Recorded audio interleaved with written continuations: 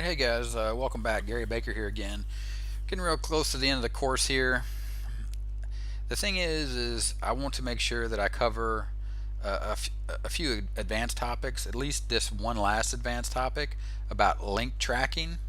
Because we talked about these affiliate links. The thing is, when you're doing your YouTube channel and you're just getting started out, your affiliate link is only going to be in one place if you just stick to putting your affiliate link on your YouTube channel, so you'll know where all your sales come from. So say for example you decide to go the blog route, or you move over to the bonus page or a bridge page and you start posting your link there, and people start going through that, maybe not even from YouTube, maybe from other social media. They're not going to watch your video anymore, they want to go straight to your bonus page. So you want to be able to track that stuff as much as possible, so you know where your sales are coming from, so you can know where to increase your effort, maybe put more emphasis, add extra things you need to boost your business, boost your sales. So for example, inside of JVZoo, we're going to have we're going to get our affiliate link, right? So the way you can set up tracking IDs inside of JVZoo, you can just Google this, or go to JVZoo, their help desk, their support, and you can just go in. Basically, what they do is they use a little piece of code at the end, all right, and we call them tracking IDs or tracking code. It's pretty simple. So, for example, this would be the link that you get when you get your affiliate link.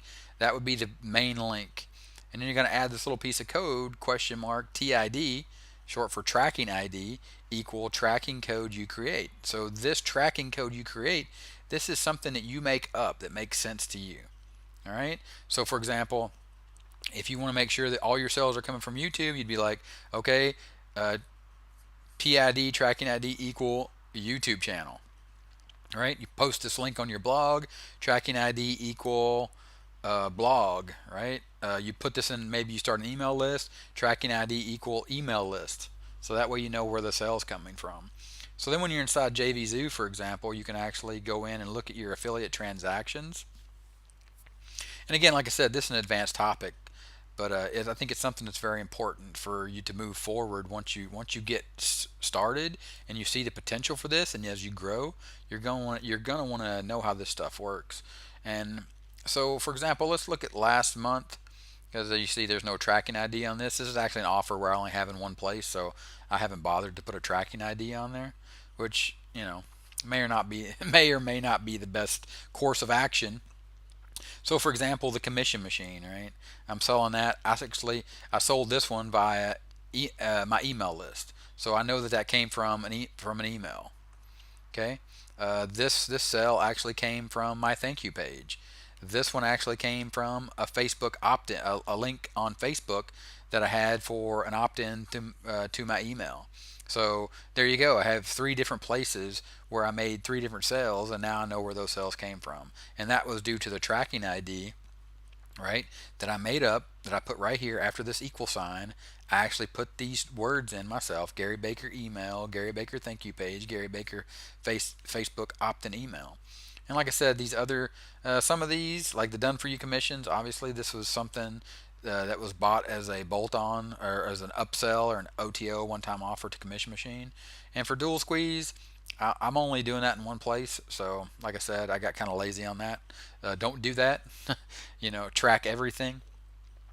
So for Warrior Plus, it's going to be pretty much the same thing. Your Warrior Plus affiliate link is going to look just like this. It's going to be warriorplus.com, and then your affiliate link. So at the very end of your affiliate link, they just made it so you just put something in there. You just like we did in JVZoo, but you don't need to do all the question mark, TID equal, or whatever.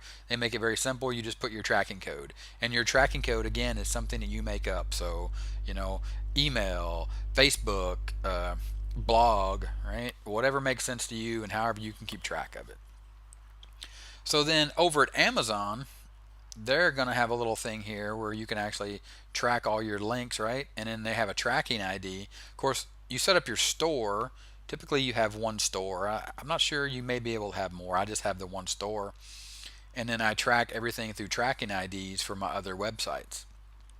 So if somebody makes a purchase through one of these websites that I have, I know that it came from that website.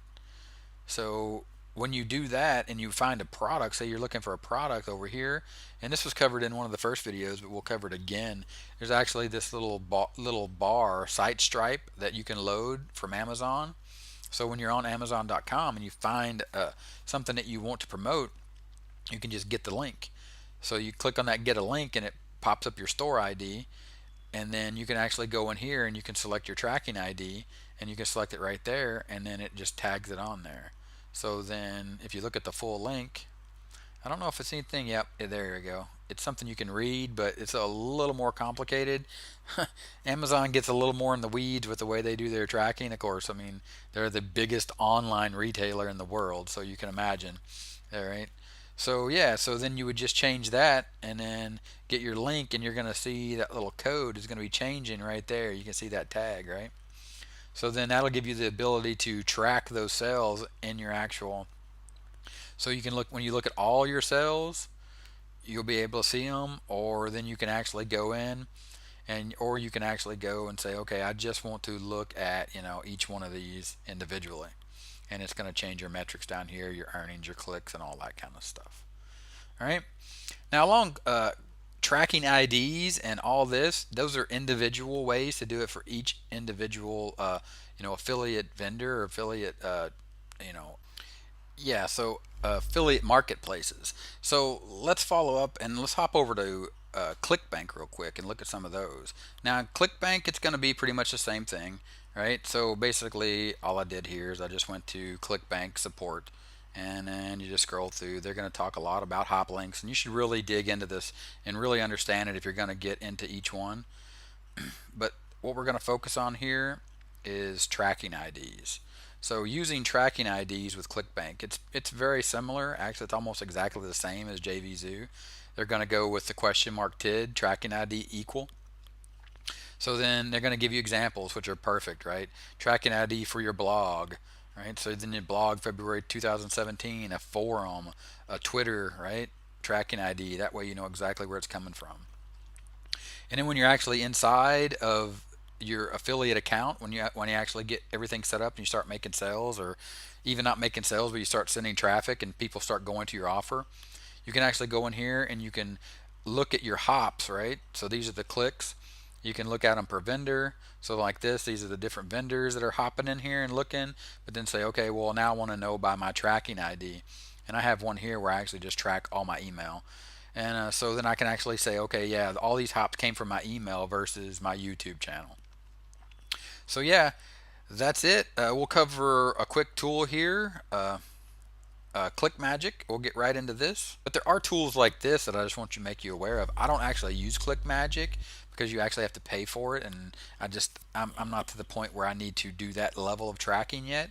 But you might need to be someday. So I just want to make you aware that there are things like this. There are products out there that let you do tracking, and Click Magic is one of them.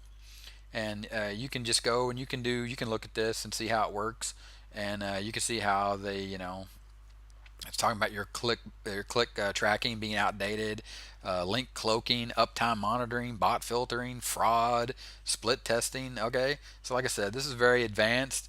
Just wanted to make you aware of it.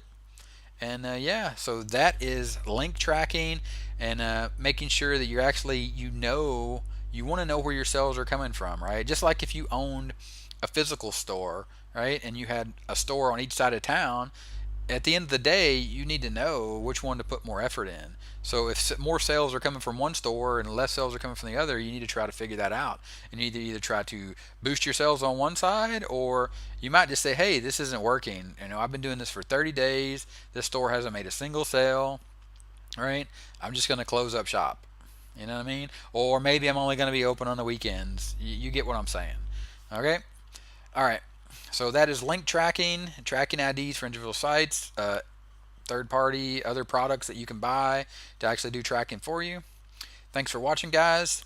I hope you enjoyed this video and all the rest, and I'll see you in the last video, and we'll talk to you later.